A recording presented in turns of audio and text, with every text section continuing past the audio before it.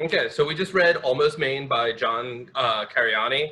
So a couple things that I'd like to talk about now that we finished it is so John starts to play with a F. Scott Fitzgerald quote that is, "The sentimental person thinks things will last.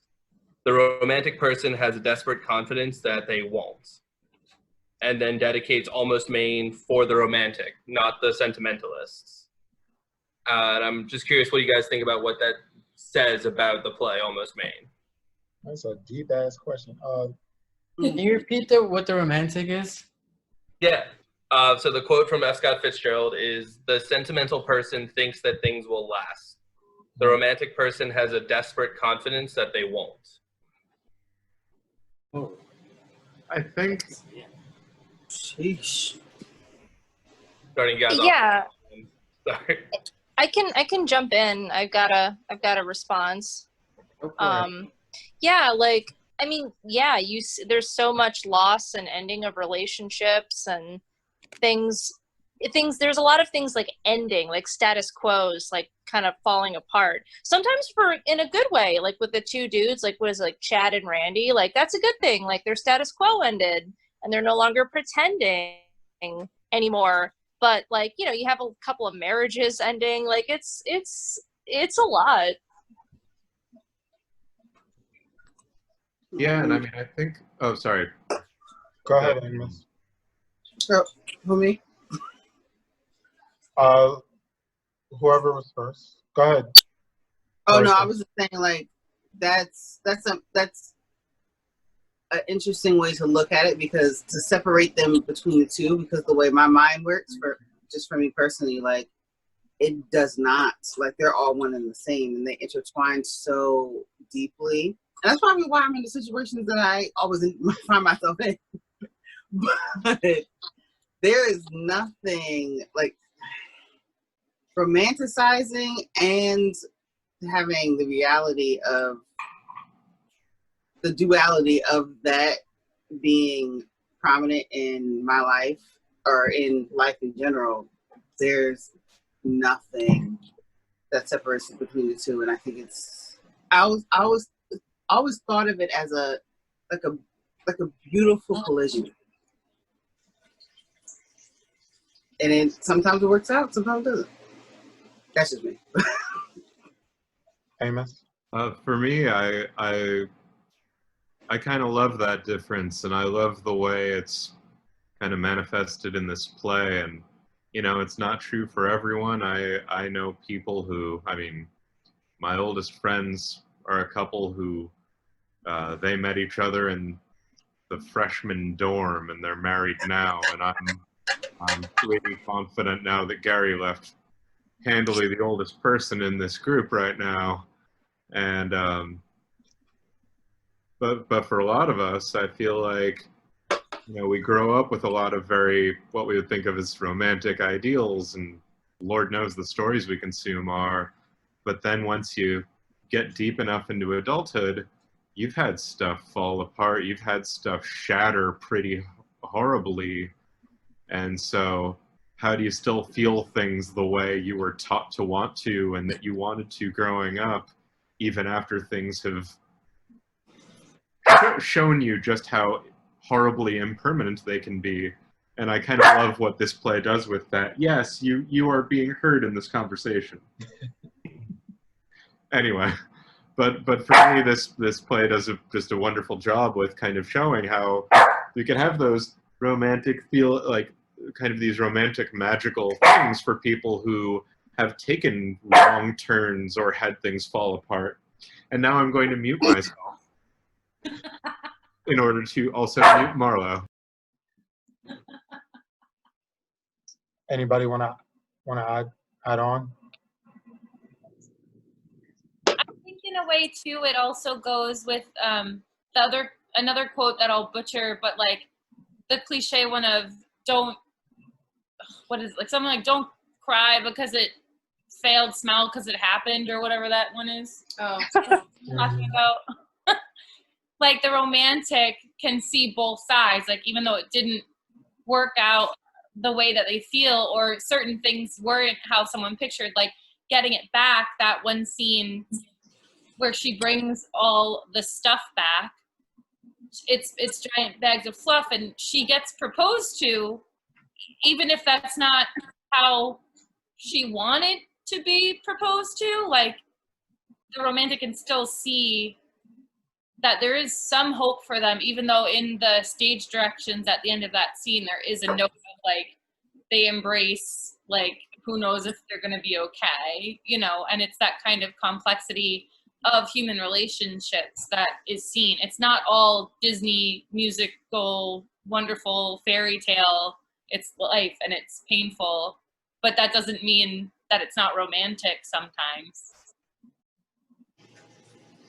And I think when we look at the play and see it as it progresses through, like, obviously it tackles a bunch of different characters at different points and things like that, but you see, if you kind of go through the old play, you see the progression of relationships, of like East and Glory meeting and falling in love, Jimmy losing Sandrin but meeting Villian, and Marvel and Steve meeting, and then you kind of get to Gail and Lendl as the middle scene, and it's like, oh, this is the next step in those relationships. This is the wedding. This is the getting together.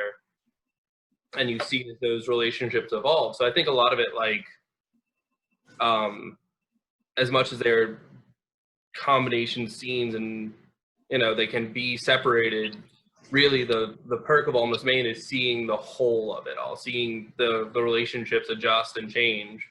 And he actually, John talks about that at the end in some of his notes for directors and such, where he says, like, recognize that these are not endings on any of these scenes. They are simply snapshots. They are something that you see, and then you have to understand that their relationships continue out of this. Whether or not they succeed, you know, it depends on how you see it. And I think that does come back to the quote of, like, you know, the sentimentalist thinks that something's going to last. He'll see it and be like, oh, that's really cute. I hope they stay together. And I think they will. The romantic sees the different outcomes, but really, really wants to believe the best one for everyone.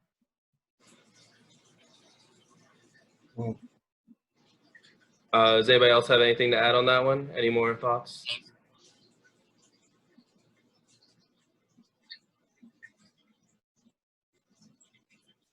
Cool. So with that in mind, Almost Maine exists in a world of, like, magical realism. We see with a lot of the scenes. Glory and her slate heart, Gail and Lendl in the bags of love, the shoe falling in the scene with Phil and Marcy. Why do you think Cariani chose to put it in a world of, like, magical realism instead of just everyday world? Or, like, how does that heighten the play? I think that just makes it feel like a more fairy tale kind of world, which somehow works with the play. Because it's also romantic, so we don't want it to be like in the real world.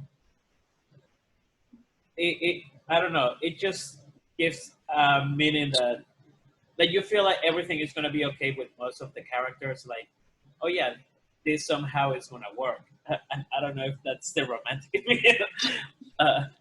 the playwright was talking about. But yeah, that's why I feel like it wants to feel like a fairy tale in the real world.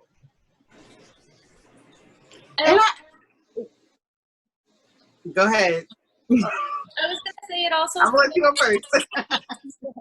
It also feels like it's putting a physical picture into something that, like so many people, the phrase, like, you're just waiting for the shoe to drop, like you're waiting for it to end and you don't know when, and so it's a literal shoe dropping out of the sky. And instead of, when you end a relationship and you have a bunch of their stuff, like their physical stuff, like their clothes that they left at your home, and you're bringing it back to them, it's not the pain of handing them their physical crap. You're like, good, now I got my closet back. you're like, it's like this hurts to give back to them, because it's not the stuff you're giving back, it's all the time and the love that you gave them. And so it's giving these like ideas of physical form to see on stage in a way that you wouldn't normally see. Karissa? So what I was gonna say is about the romanticizing. I think that's just how innately we work. Like, we romanticize everything, and romanticize doesn't have to have like lust in it or anything like that. But we have these ideas and pictures in our minds, and we create these narratives that may exist and may not. And that's an important way, I think, that the way he like looked at it, or looked at it and wanted us to portray it as, because that's something that is very comfortable for our minds to accept, because that's something that we do for any and everything that we do in our lives. If that makes sense. I'm sorry. Actually, I think oh, go ahead. Go ahead, Amy.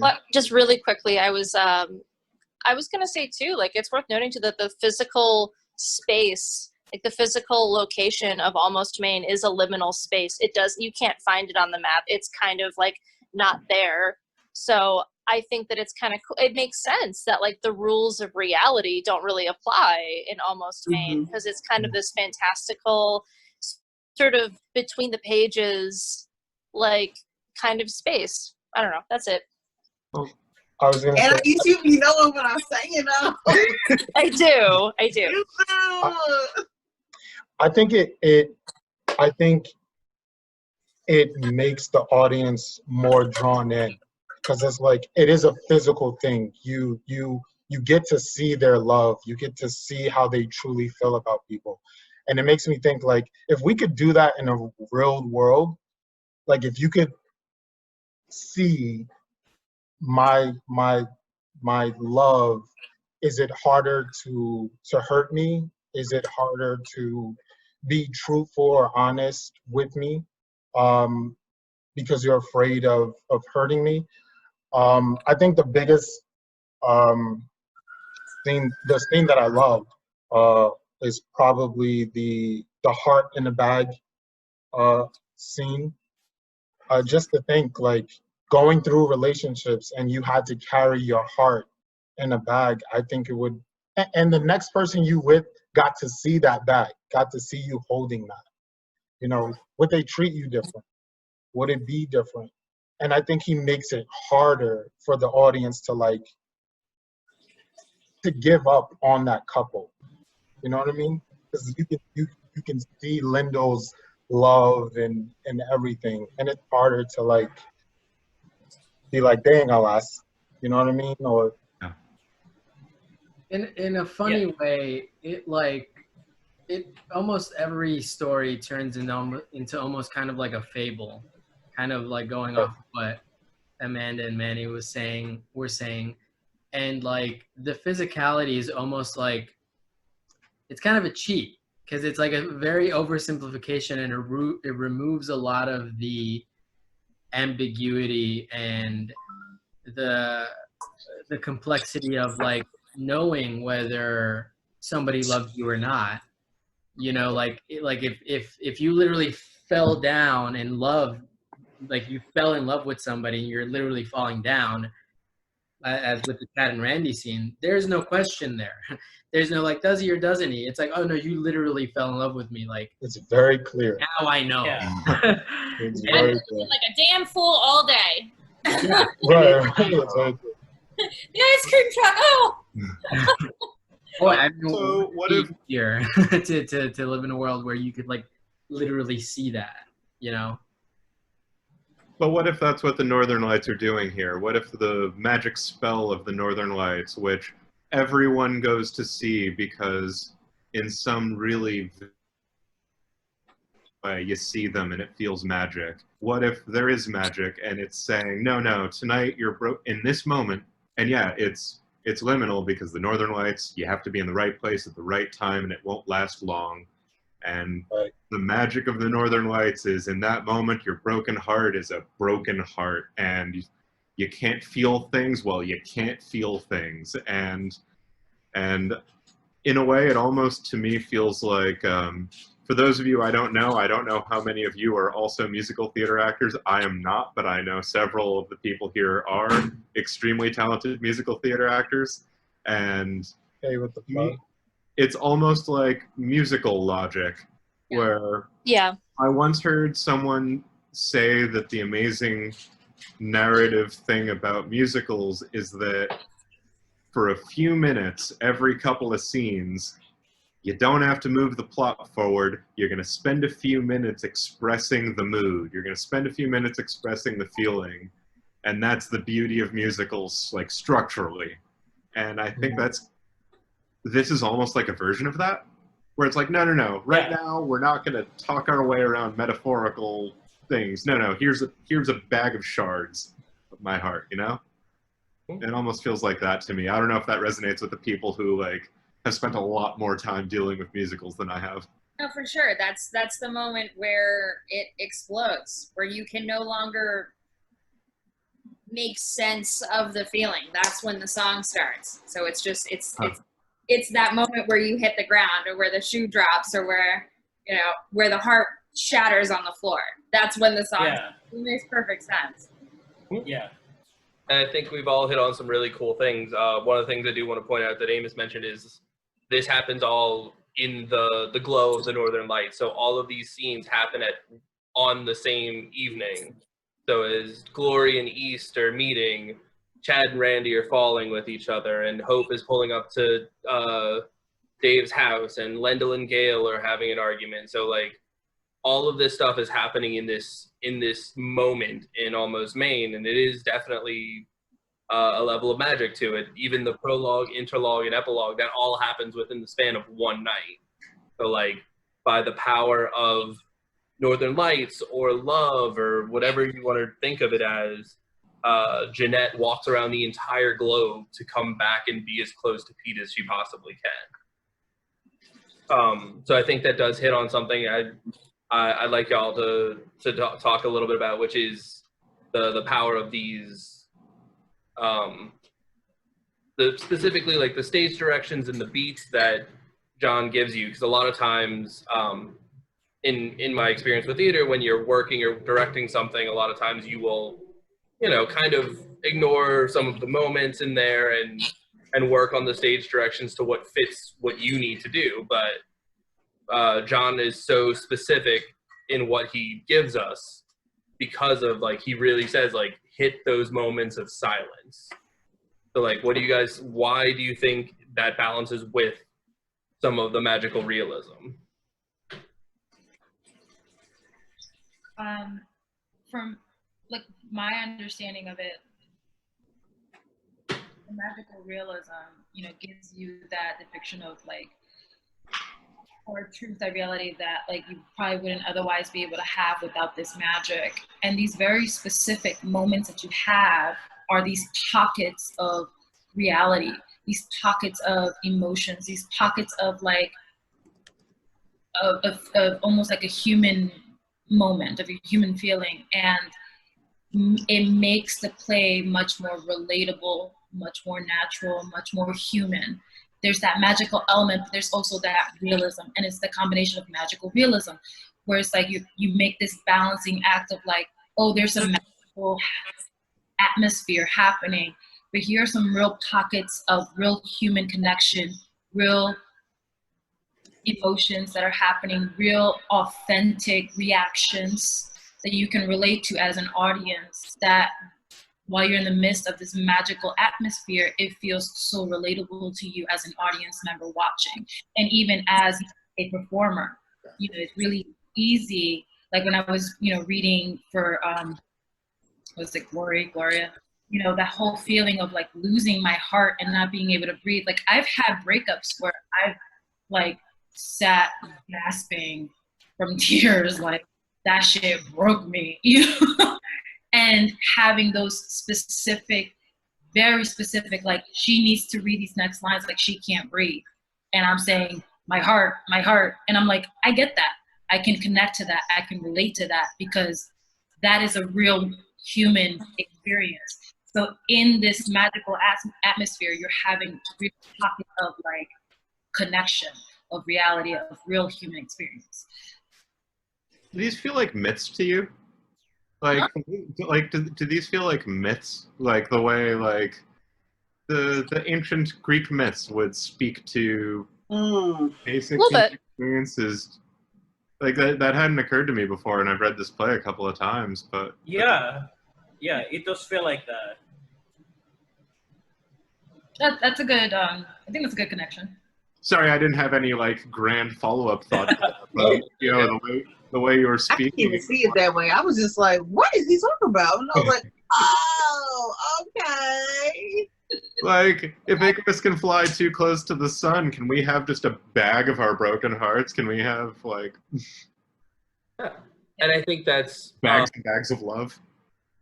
Yeah, and I do think that's something important about the balance of this show that Shio touched upon, which is really smart. Of like, you don't have to express yourself as saying like, he broke my heart or my heart is breaking or anything when you have that physical thing in your hand. You know, when Lendl and Gale are breaking up, and she's bringing all of that love over, we don't have to have a moment of Lendl being like, wow, I gave you so much more love than you gave me, because we can just see the physical representation of it. It's kind of great seeing like the literal interpretation of that, and being able, like, if you see it on stage, oh, that's very literal, but just seeing that makes an audience member be like, oh, I never thought about it. Yeah. That connection, yeah.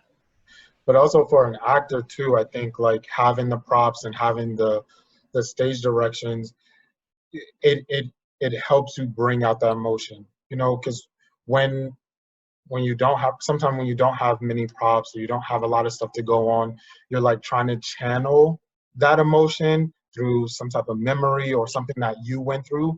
And I think with the props and the stage directions, you can really be like, no, it's very clear what he wants.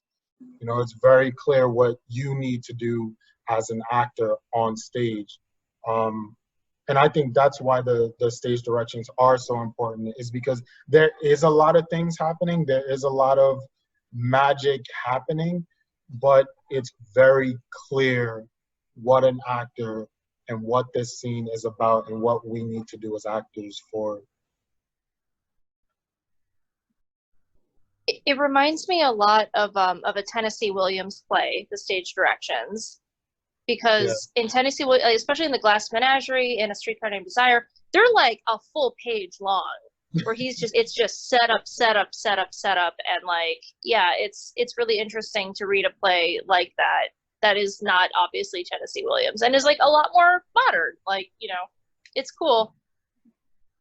Well, and there's so many clues in the stage directions, not just about the magical elements, but like in the one scene where they fell, he writes repeatedly, like, these guys don't dance, is one of the stage directions, like, as an aside. Like, in case I didn't say they're country bros, they don't dance. Like, I love the stage direction. Make that choice. This is hilarious. You know, don't play it any other way, sort of a thing. Yeah, when I read that, I was like, okay, so I have to have an opinion about this. I'm like, oh, he went dancing. Mm-hmm. What the fuck? We don't do that. Oh, can I say that? Oh, but it communicates something to you about the character, doesn't it? Right. Like, for all the descriptions you read in bad scripts that tell you everything about what the characters look like, you read something like that, it's like, okay, cool, got the vibe. Yeah. Nice. Absolutely. Oh no, I was just gonna say there's one in the love scene. He states like you should put like towels and clothing to give the bags weight, but make sure that they don't make any noise when she puts them down. It's like for stability. That's so cool. There's no sound. It's just weighted. It's just in there. Or I know, like with the last scene, with Dave and Rhonda, you know, we were all kind of, it's such a very British term, but for some reason I can't think of anything else, like taking the piss out of it in the chat of like, oh, look at them getting all sexy. And then you realize, like, oh, it's the middle of winter in Maine, and they went out on snowmobiles. So, yeah, no, they have 45 layers of clothing on. And so instead of being sexy, it's just this funny comedic moment of, like, jacket, beanie, glove, scarf, other coat, boots, giant socks underneath those socks. And it's like, you know, every layer, and he even puts in the stage direction, like, the more layers, the funnier this is, because it does kind of, you know, there are some scenes in here where it definitely reads a little bit like, oh, they're just, like, he's just straight up kissed Glory without really, like, any moment of hesitation or anything. And then you realize, like, a lot of this is just kind of chalked up to that, the magic of the Northern Lights, the magic of the moment. And when you have like physical embodiments of that stuff, the slate heart, the shoe dropping, like, you don't necessarily need to worry about, like, oh, is this okay? Because it's like, no, he's got Glory's heart, you know, like, he's already in love with her. She's already in love with him. Well, and it's also interesting because in that scene in particular with the broken heart, it says in the stage directions that they exchanged where the repairman gets the heart and they didn't notice at first until she notices and then it's like, oh my God, that's my heart, I need that. But at first it's so perfectly coordinated that it's just like a natural thing that happens. Like, she didn't mean to also fall in love back with him, but it happened. Yeah. And nobody, it wasn't intentional. It's just something that happened. And as far as, like, the layers of clothes, as funny as it is as a sight gag to have, like, all of these millions of layers coming, if you look further into it, they're, like, taking down their layers and walls and being vulnerable. They're, like, letting that person into their vulnerability. Consent's a different problem in this play, but yeah. That's also, like, part of that balance where it's like, it makes it these very small pockets of realism of, like, that natural connection that you can relate to, you know, peeling off your layers, having a repairman hold your broken heart naturally falling for you. Like, it's like, here's a very direct action, here's a very direct magical moment, but it's also very relatable at the same time, and it's making that balance work. So I think that's kind of like the beauty of the whole play. You had something?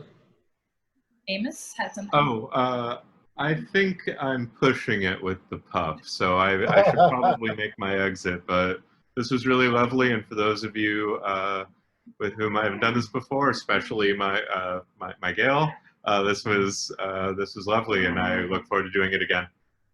Bye, Amos. Bye. Thanks, everybody. Great work. Thanks, Amos. Bye. Hi, Amos.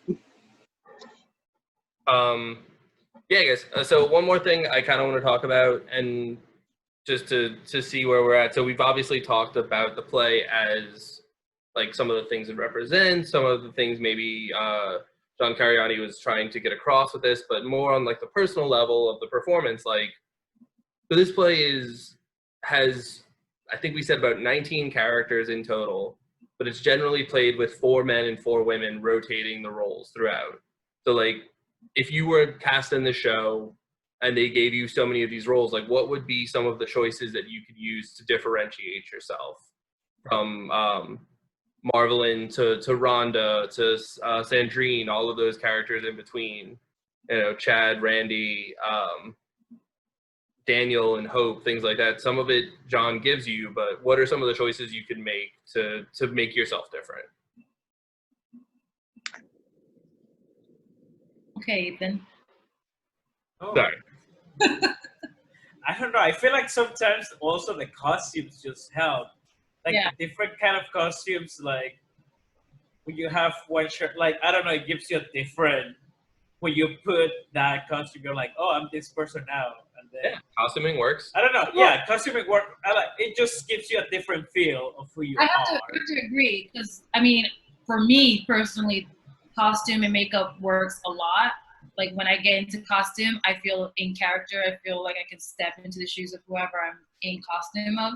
So I feel like definitely costuming would work. But it's funny because like a lot of these scenes, they in the stage directions, you're not getting a lot of like direction in terms of like the setting so much, because it's like, for example, the scene that I did, it's literally like two man, woman, and you got a brown paper bag with you. Like, this is all you got. So, Yeah. so it's kind of like with those kind of like limit, like I love that it's very specific in terms of how my feelings should be, but in terms of how my character looks, it was very limited, I feel like, in this play. So I feel like maybe I probably would have struggled a little bit in terms of like. I feel like differentiating your age, deciding the age of your character is probably a pretty quick and easy way to do it. Because there's no real direction on that either. No one. He said at the top of the play, he's like, it should be played with like 20s and 30s. And then he was like, but people in their 40s have done a wonderful job of doing it, which I thought was a funny way of putting it. Yeah, you just like pick your age and then act that way. Or like things that, you know, resonate with different, you know, age groups. Like a 25-year-old is not going to play, you know, the that Eastern Glory scene the same way that, you know, a 40-year-old is going to play it. Excuse me, not, but to say like, if you're 30 and you're playing 24 and you're playing 40, like those are going to be very different experiences for the character. Yeah. So, Anaïs. Oh, I was gonna say, I mean, like, you get really subtle clues, though. Like I noticed with Hope that they mentioned that she's wearing fancy shoes, and she probably comes from. That leads me to believe that she comes from probably a more cosmopolitan like area than, you know, almost Maine, and you know, like, so, you know, I don't know, I would lean into that a little bit, like you know, she probably has like somewhat fancier airs than say Marcy would. And, you know, I don't know, like, I don't know how to explain it really well, but I mean, you kind of have to get into the bones of the character a little bit. Like, okay, like, what is this person's life probably like? Like Marcy, for instance, is a woman who has a couple kids at least and lives with, you know, her husband who forgot their anniversary and like is generally kind of unobservant in general, but like they're kind of more blue collar, and you get the sense that Hope is not, because she had the money to just fly to Maine on a whim, you know. Well, and she leaves the town, and the way that she talks about like, oh, he's one of the ones that stayed, and I think coming from, well, I come from Long Island, which is like however it is, but I was like, oh my God, thank God I don't live there anymore. I'm so glad I got out. I escaped it. Keep the towniness of Long Island. Thank God. Like, which kind of makes me a bitch. Maybe Hope's a bitch. No, I mean, she might be, but Girl, like, you're honestly, not a bitch. You got out. No, but honestly, like, I can super duper relate to that. I'm from an itty bitty little town in New Jersey. I live in Minneapolis now, and I'm really fucking glad I got out of that mess. Sorry, I know we're recording, but like, but you know, it's real though. Like that whole like, oh, I escaped this small town and now I'm coming back. You know, it's a whole other experience. And I relate to it. I don't think it makes you a bitch. Like, I think it just makes you a little bit different than the people who stayed. Yeah. It makes you a goddamn legend. That's what it makes you. Yeah, and jumping on that, on the clues that the script gives you, like on the two characters that I play, like the first one, he was in his pajamas at home on a Friday night. Like, this is a man who works. And the other one was like, he was out drinking beer with his friend. And it just gives you, like, I feel the first one is, he was just like an older working man, and the other one was like a young, like, he wants to go out and do things, more energetic. So, like, it gives you a clue of how to play them, even if you're playing the same. Yeah, definitely. I think it's also important to note that, like, the only character that actually gets a physical description in the entire show is Daniel in the scene with Daniel and Hope. and the only reason it is there is to show the sharp contrast of the person he used to be. And it says like the actor playing him should be short, and if he can't be short, he should be super skinny, because the idea is like, again, we talk about the physical manifestations of the stuff that has happened, and it's the impact of losing his love on him. It has happened like to him physically. But yeah, like Manny, you're right. Like so many of the clues, I think as actors, sometimes we, at least for me, like we use cheats to get at when we're playing a bunch of different characters. We throw on a funny accent, or we exaggerate a walk, or we make it changes. It's like, oh, by the way, we're playing someone totally different now, and now you have to tell.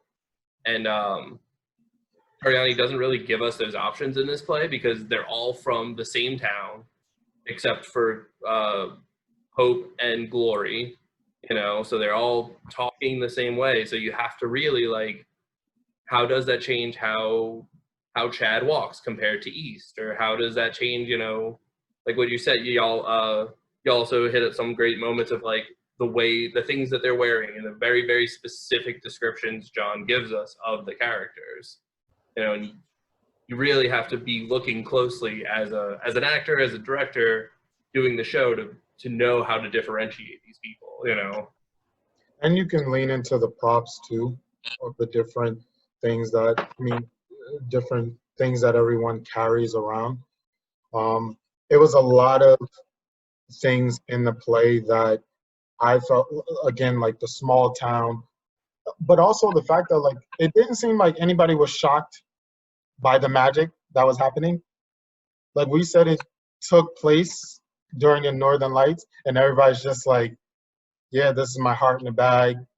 Here's your love, Lendo.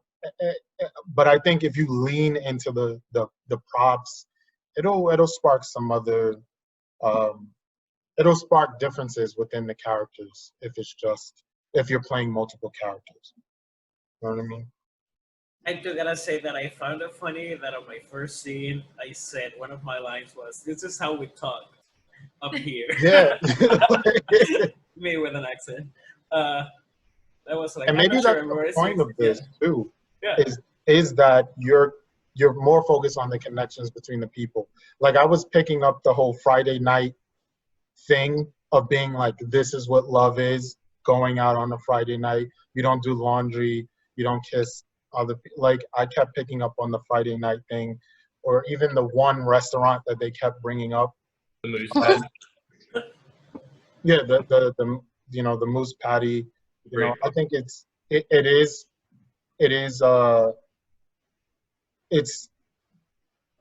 I think as an actor, and when you play multiple characters, you can try so hard to find differences, but maybe it's better to lean into things that do connect to the characters, and then something else may jump out as you do that. You know what I mean? Yeah, I think to chime in, for me, luckily I was playing characters who were in kind of two different relationships, right? So you have somebody who's like who is barely with somebody but has these really strong feelings, and then somebody who's been close friends with this other person has different kinds of feelings. So if I was playing the show, I would like to be kind of cast in kind of opposite roles like that, so not being in like long-term relationships or something. I think that could give you away, because right, like an awkwardness with someone you know is different than an awkwardness with a lifelong friend. So as an actor, you might be able to find ways to like show those differences, even if you're kind of playing the same emotion. So I think that would be cool. And I'm happy that I was able to play the scenes that I was able to. So yeah. Also, you did do the scenes differently. Like you had a whole different vibe and voice. Oh, well, thank you. I mean, I was like, I was like, oh, this is a person that's really from here. Like it was two different people. It was very good. So. Oh, well, thank you. Admittedly, I saw like friends years past play the last scene that I was able to play, and they were really good at establishing that buddy friendship that goes on earlier in the scene. So I was really just kind of playing that in my mind. So that's all I'll say. But yeah, everyone did a really great job. Ethan? Yeah. Okay. So, last thing I want to ask you guys, just Wait, hold on. Was Ariel gonna say something? She unmuted herself. Yeah. I saw that too. Oh, sorry. Go ahead. You can say anything.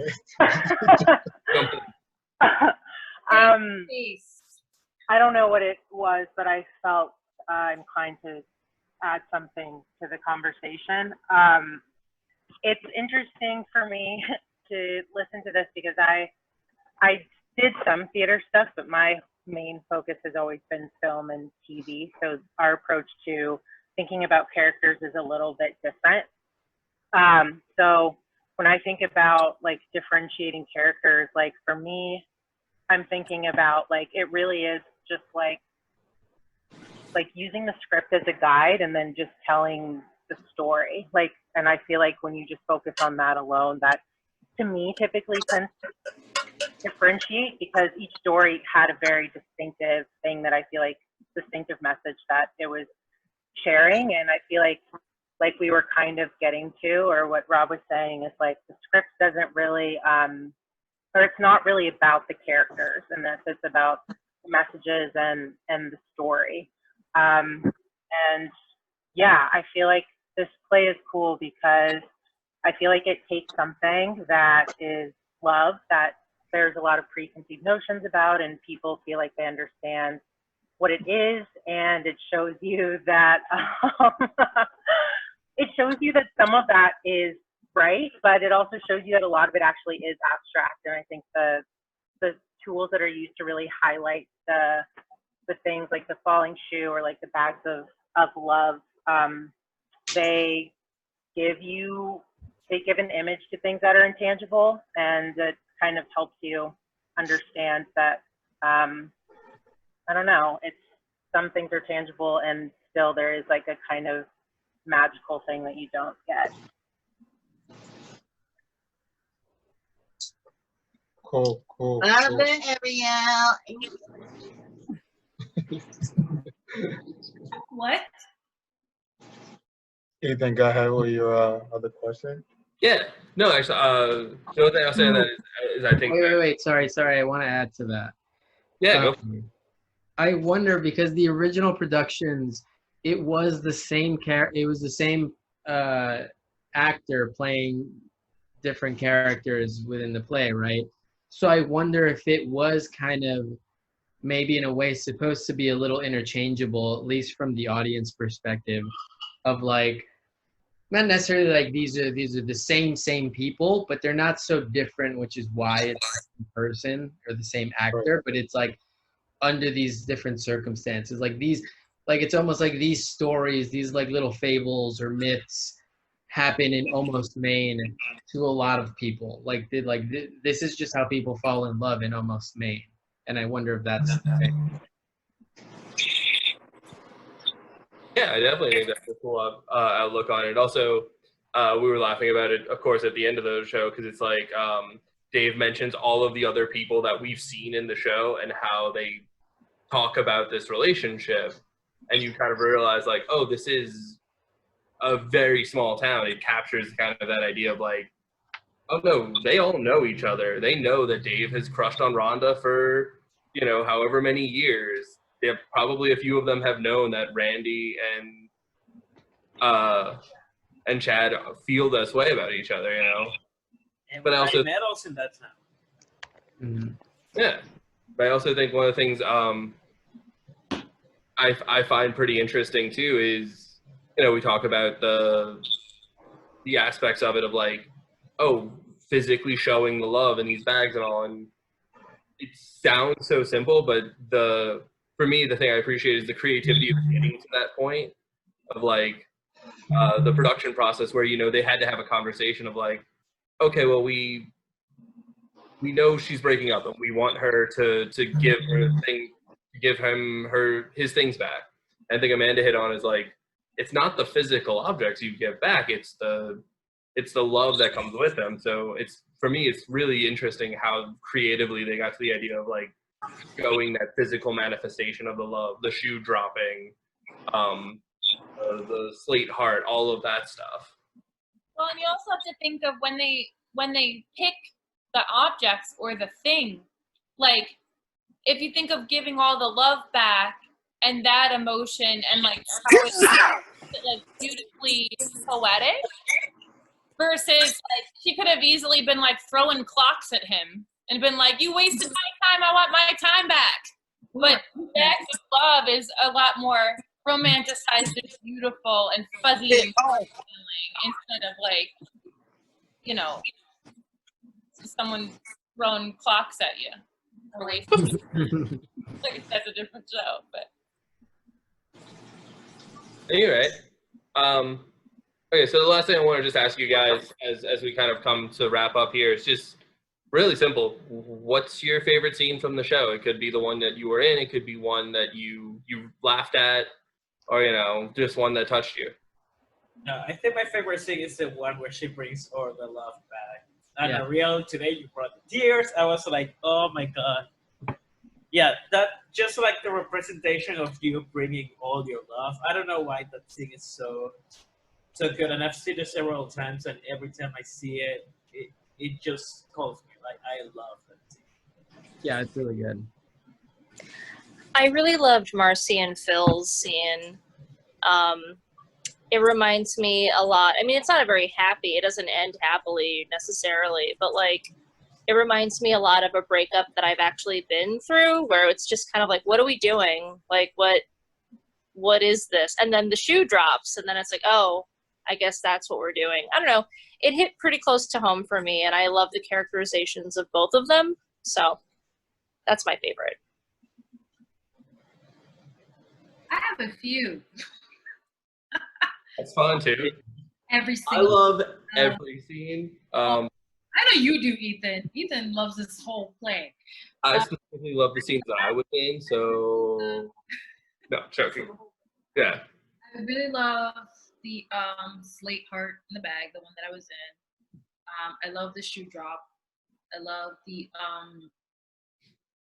guys literally falling in love. I think like the ones where the magical realism was like very like prominent and very like in your face. I think those were my favorite scenes, and mostly because of that, but also because of how it related. Like Anaïs said, I related to some of those themes, and I think that for me is what carries the magic of the show. Is like it is magical in some of its aspects, but it's so relatable to how people see love, react to love, are in love, have experienced love, will be in love, haven't been in love, you know, all that stuff. And I think the whole play is like just chock full of that.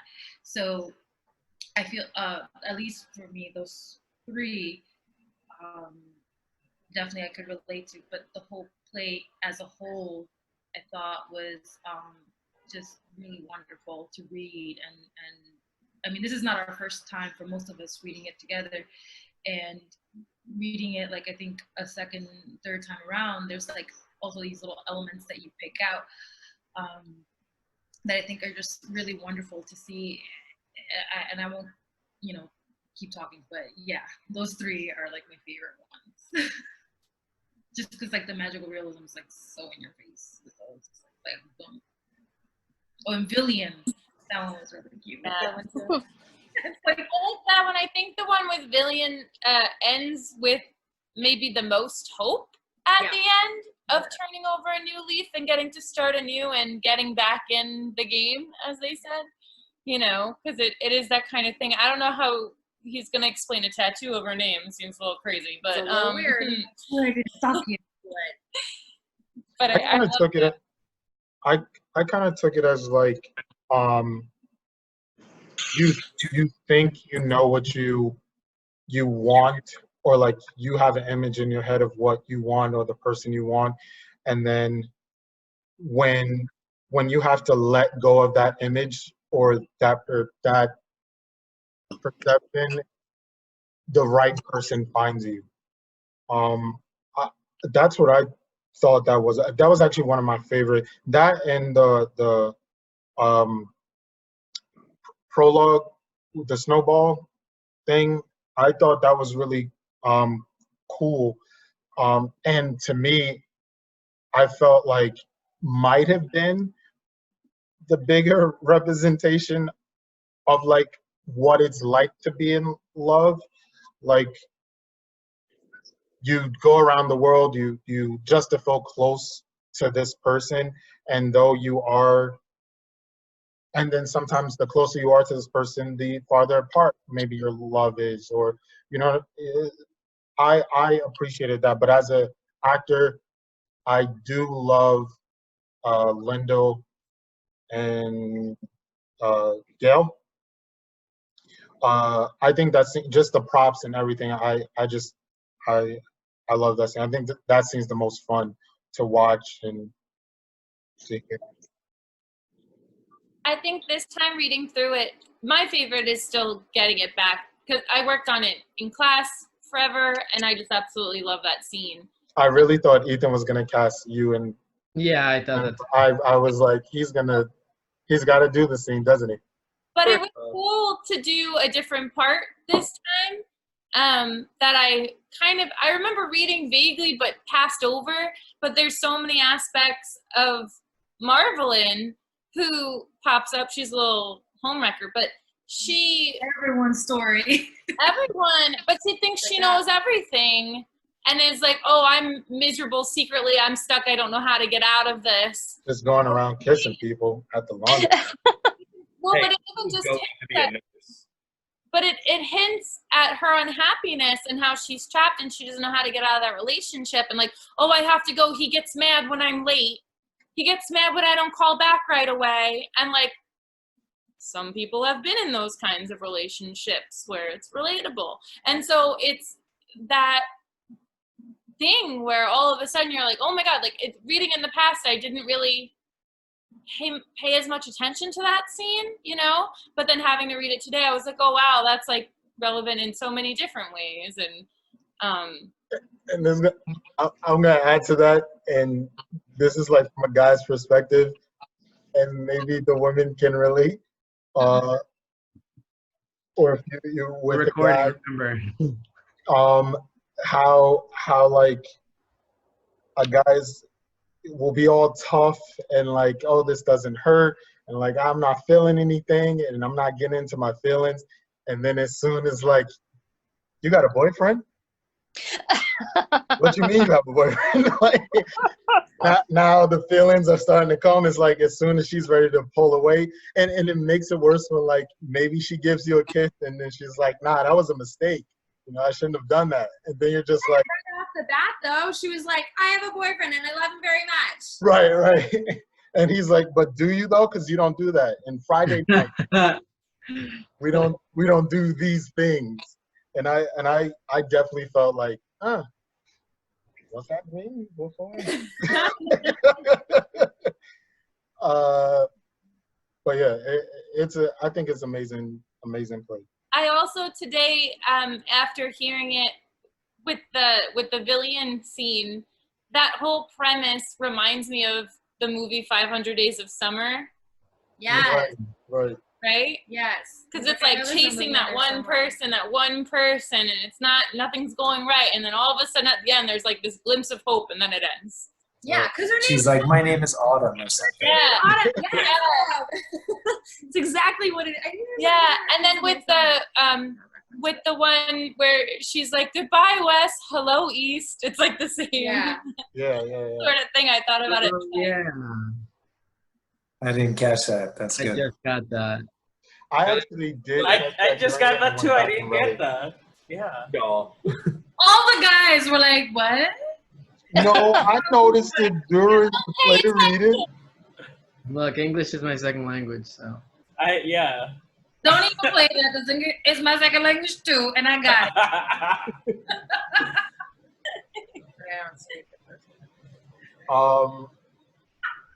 Any more thoughts or anything? That was the last question, right, Ethan?